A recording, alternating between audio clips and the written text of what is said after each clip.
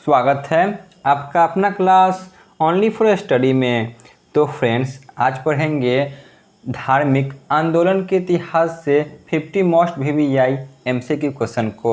ये जितने भी MCQ क्वेश्चन हैं ये सभी विगत वर्षों में बार बार सभी प्रकार के प्रतियोगिता परीक्षा में पूछे जाने वाले प्रश्न हैं। तो इन सभी को अच्छी तरह से देखें और क्लास में ही याद करने का प्रयत्न करें। तो चलिए बिना टाइम वेस्ट किए हुए क्लास की शुरुआत करते हैं।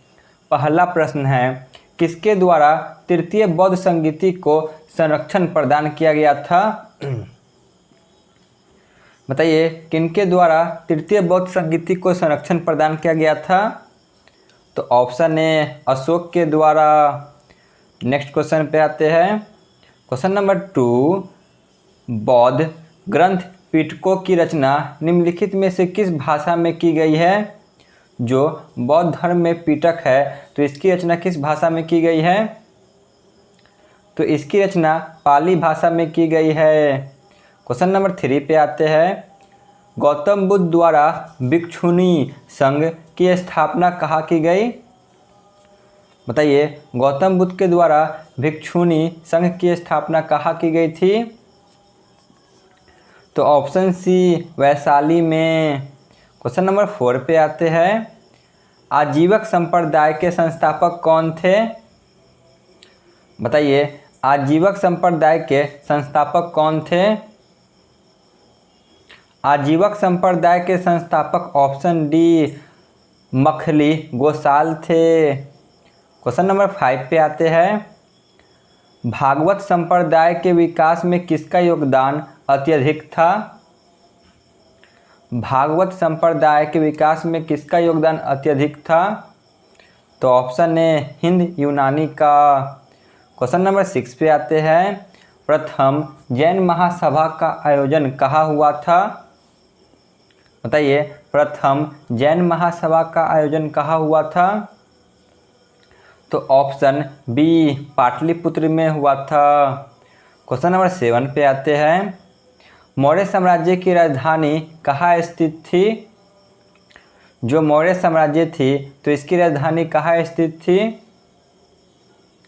मौर्य साम्राज्य की राजधानी ऑप्शन सी पाटलिपुत्र में स्थित थी। क्वेश्चन नंबर 8 पे आते हैं। महावीर ने जैन संघ की स्थापना कब की? जो महावीर स्वामी थे इन्होंने जैन संघ की स्थापना कहाँ की? इन्होंने जैन संघ की स्थापना ऑप्शन डी पावापुरी में की। क्वेश्चन नंबर 9 पे आते हैं। कौन सी बौद्ध रचना गीत के समान पवित्र मानी जाती है? बताइए, कौन सी बौद्ध रचना गीता के समान पवित्र मानी जाती है? तो वह है option A Dhammapada. Question number 10 पे आते हैं। बौद्ध धर्म में भावी बोधिसत्व या भविष्य के बोधिसत्व किसे माना गया है? बताइए, क्या होगा इसका सही जवाब? तो ऑप्शन बी मैत्रेय को माना गया है। क्वेश्चन नंबर 11 पे आते हैं। राजगीर, वैशाली और पाटलिपुत्र में निम्नलिखित में से कौन सी एक समानता है? बताइए, राजगीर, वैशाली और पाटलिपुत्र में निम्नलिखित में से कौन सी एक समानता है? तो वह है ऑप्शन सी, ये वे स्थान हैं जहाँ बौद्ध संगीति हुई थी। ठीक है ना, ऑप्शन सी। क्वेश्चन नंबर 12 पे आते हैं। बुद्ध ने अपने जीवन की अंतिम वर्ष ऋतु कहाँ बिताई थी? बताइए, जो गौतम बुद्ध है इन्होंने अपनी अंतिम वर्ष कहाँ बिताई थी? तो ऑप्शन डी कुशीनगर में। क्वेश्चन नंबर 13 पे आते हैं। बौद्ध धर्म ग्रहण करने वाली पहली महिला कौन थी? बौद्ध धर्म ग्रहण करने वाली प्रथम महिला कौन थी? तो वह थी option A Prajapati Gautami. Question number 14 पे आते हैं। तृतीय बौद्ध संगीति कहाँ आयोजित हुई थी? जो तृतीय बौद्ध संगीति थी तो यह कहाँ आयोजित किया गया था? तो ऑप्शन बी पाटलिपुत्र में। Question number 15। अशोक के शासनकाल में बौद्ध संगीति किस नगर में आयोजित की गई थी? तो वह था ऑप्शन जो कि सी, पाटलिपुत्र में। क्वेश्चन नंबर 16 पे आते हैं। गौतम बुद्ध का जन्म कब हुआ था? बताइए, जो गौतम बुद्ध थे तो इनका जन्म कब हुआ था? गौतम बुद्ध का जन्म 563 ईसा पूर्व में हुई थी। क्वेश्चन नंबर 17 पे आते हैं। जैन धर्म श्वेतांबर एवं दिगंबर संप्रदायों में कब विभाजित हुए? जो जैन धर्म है यह श्वेतांबर और दिगंबर संप्रदाय में कब विभाजित होते हैं? तो ऑप्शन ए, चंद्रगुप्त मौर्य के समय काल में। क्वेश्चन नंबर 18 पे आते हैं। महावीर ने जैन संघ की स्थापना कहाँ की? जो महावीर स्वामी थे इन्होंने जैन संघ की स्थापना कहाँ की? तो ऑप्शन बी, पावापुरी में। क्वेश्चन नंबर 19 पे आते हैं। जैन परंपरा के अनुसार जैन धर्म में कुल कितने तीर्थंकर हुए? बताइए, जैन परंपरा के अनुसार जैन धर्म में कितने तीर्थंकर हुए? तो वह थे ऑप्शन सी, 24। क्वेश्चन नंबर 20 पे आते हैं। जातक किसका धर्म ग्रंथ है? तो ये जो जातक है यह किसका ग्रंथ है? तो यह बौद्ध का जो कि ग्रंथ है, option D. Question number 21। Siddharth यानी कि बुद्ध को ज्ञान की प्राप्ति कहाँ हुई? गौतम बुद्ध को ज्ञान की प्राप्ति ऑप्शन ए, गया में होती है। क्वेश्चन नंबर 22 पे आते हैं। निम्नलिखित में से कौन सी बात बौद्ध धर्म तथा जैन धर्म के समान नहीं है? बताइए, निम्नलिखित में से कौन सा बात जो जैन धर्म और बौद्ध धर्म के समान नहीं है? तो वह होगा ऑप्शन बी, आत्मदमन। क्वेश्चन नंबर 23 पे आते हैं। निम्नलिखित में से किस नगर में प्रथम बौद्ध संगीति या सभा आयोजित की गई थी? तो प्रथम बौद्ध संगीति जो कि ऑप्शन सी, राजगीर में हुई थी। क्वेश्चन नंबर 24 पे आते हैं। भारत में सबसे बड़ा बौद्ध स्तूप कहाँ स्थित है? भारत में सबसे बड़ा बौद्ध स्तूप कहाँ है? तो वह है सांची का स्तूप, ऑप्शन डी। क्वेश्चन नंबर 25 पे आते हैं। बौद्ध संगीतियों के 4 आयोजकों का सही कर्म क्या है? बताइए, जो बौद्ध संगीति 4 हुए थे इनका सही कर्म क्या है? तो वह है ऑप्शन जो कि ए। सबसे पहले अजातशत्रु के शासनकाल में हुई थी, फिर कालाशोक, फिर अशोक और लास्ट में जाकर कनिष्क के शासनकाल में होती है चौथी बौद्ध संगीति। क्वेश्चन नंबर 26 पे आते हैं। बुद्ध ने सर्वाधिक उपदेश कहाँ दिए हैं? जो गौतम बुद्ध है यह अपना सर्वाधिक उपदेश कहाँ देते हैं? तो यह अपना सर्वाधिक उपदेश श्रीवस्ती में देते हैं। क्वेश्चन नंबर 27 पे आते हैं। निम्नलिखित में से कौन सा बौद्ध पवित्र स्थल निरंजना नदी पर स्थित था? बताइए, निरंजना नदी पर कौन सा बौद्ध पवित्र स्थल है? तो वह है ऑप्शन सी, बोध गया। क्वेश्चन नंबर 28 पे आते हैं। गौतम बुद्ध का गुरु कौन था? गौतम बुद्ध का गुरु कौन था? तो इनके गुरु ऑप्शन डी, अलार कलाम थे। Question number 29। निम्नलिखित में से कौन सबसे पूर्वकालिक जैन ग्रंथ कहलाता है? तो वह है ऑप्शन ए, 14 पर्व। क्वेश्चन नंबर 30 पे आते हैं। निम्न में से किस ग्रंथ में सर्वप्रथम देवकी के पुत्र कृष्ण का वर्णन दिया गया है? तो इसका वर्णन ऑप्शन बी, छांदोग्य उपनिषद में दिया गया है। क्वेश्चन नंबर 31 पे आते हैं। निम्न में से कौन एक त्रिपिटक का अंग नहीं है? बताइए, इनमें से कौन है जो त्रिपिटक का अंग नहीं है? तो वह है ऑप्शन जो कि सी, जातक। क्वेश्चन नंबर 32 पे आते हैं। ऋग्वेद में किन 2 जैन तीर्थंकरों का उल्लेख मिलता है? बताइए, ऋग्वेद में किन 2 जैन तीर्थंकरों का उल्लेख मिलता है? तो वह है ऑप्शन डी ऋषभदेव और अरिस्टनेमी। क्वेश्चन नंबर 33, किस शासक ने शासनकाल में नेपाल में बौद्ध धर्म का गमन हुआ था? बताइए किस शासक के शासनकाल में नेपाल में बौद्ध धर्म का गमन हुआ था? तो वह थे ऑप्शन ए अशोक।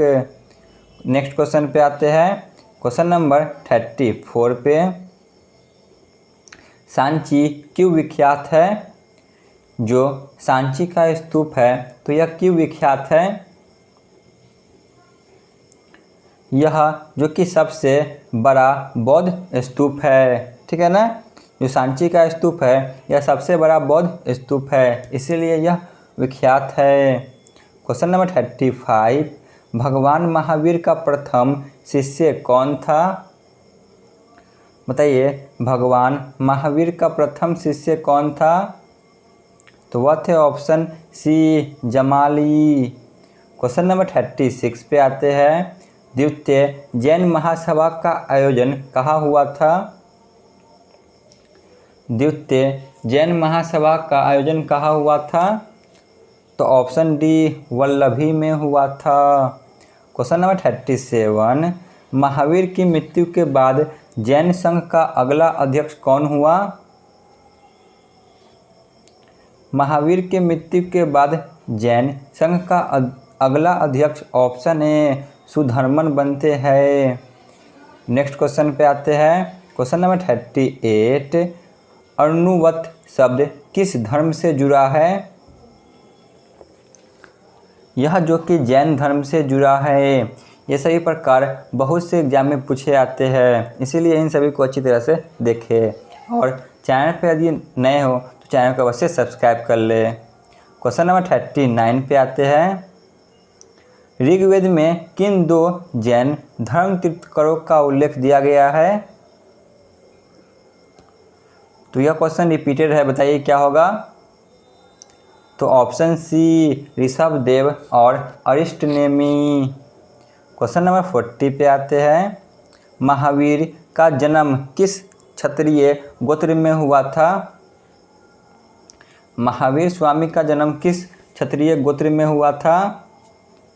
तो ऑप्शन डी जानत्रिक। क्वेश्चन नंबर 41, महावीर के माता का कौन थी?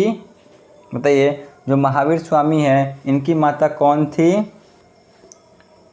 इनकी माता ऑप्शन ए त्रिशला थी। क्वेश्चन नंबर 42 पे आते हैं, किसे एशिया की रोशनी यानी कि लाइट ऑफ एशिया के नाम से जाना जाता है? लाइट ऑफ एशिया के नाम से गौतम बुद्ध को जाना जाता है। क्वेश्चन नंबर 43 पे आते हैं, दिलवाला के जैन मंदिर का निर्माण किसने करवाया था? जो दिलवारा में स्थित जैन मंदिर है तो इसका निर्माण किसने करवाया था? तो ऑप्शन सी चालुक्य और सोलंकियों राजा ने। क्वेश्चन नंबर 44, निम्नलिखित में से कौन सा एक अन्य तीनों के समकालीन नहीं था? तो वह होगा ऑप्शन डी जो कि मिलिंद। क्वेश्चन नंबर 45, भारत से दक्षिण की ओर के देशों में बौद्ध धर्म का कौन सा संप्रदाय प्रचलित हुआ? तो वह जो कि हीनयान सबसे ज़्यादा प्रचलित होते हैं। क्वेश्चन नंबर 46, गौतम बुद्ध द्वारा अपने धर्म में दीक्षित किया जाने वाला अंतिम व्यक्ति निम्नलिखित में से कौन था? बताइए अंतिम व्यक्ति कौन थे? तो वह थे option B Subhadra. Question number 47, प्राचीनतम विश्वविद्यालय कौन था?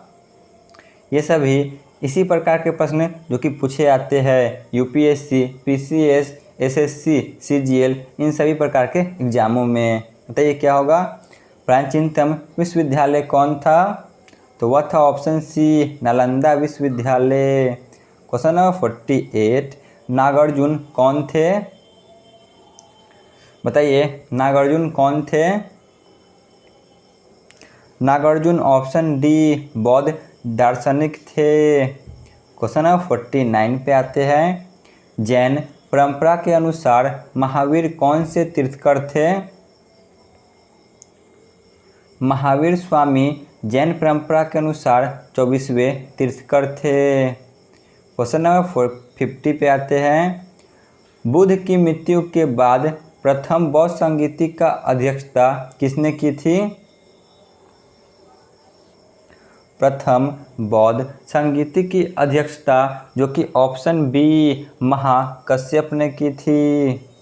Question number 51। किस भाषा का ज़्यादा प्रयोग बौद्धवाद के प्रचार के लिए किया गया है? तो वह है ऑप्शन सी पाली भाषा। क्वेश्चन नंबर 52 पे आते हैं। महावीर की मृत्यु कहाँ हुई थी? बताइए महावीर स्वामी की मृत्यु कहाँ हुई थी? तो इनकी मृत्यु ऑप्शन डी पावापुरी में हुई थी। क्वेश्चन नंबर 53 पे आते हैं। जियो और जीने दो किसने कहा था? बताइए जियो और जीने दो किसने कहा था? तो यह कथन महावीर स्वामी ने कहा था। क्वेश्चन नंबर 54 पे आते हैं। जैन धर्म को अंतिम राजकीय संरक्षण किस वंश के शासकों ने दिया? तो वह थे ऑप्शन बी गुजरात के चालुक्य ने। क्वेश्चन नंबर 55 पे आते हैं। जैनियों के पहले तीर्थकर कौन थे? जैनियों के पहले तीर्थकर जो कि ऑप्शन सी ऋषभदेव थे। तो चलिए चलते आज के अंतिम प्रश्न पे। मठ और स्तूप किस धर्म से संबंधित है? मठ और स्तूप किस धर्म से संबंधित है? तो यह बौद्ध धर्म से संबंधित है। तो यहाँ पे हमारी क्लास समाप्त होती है। आप लोग कमेंट में ज़रूर बताएं कि आपको यह क्लास कैसा लगा। धन्यवाद।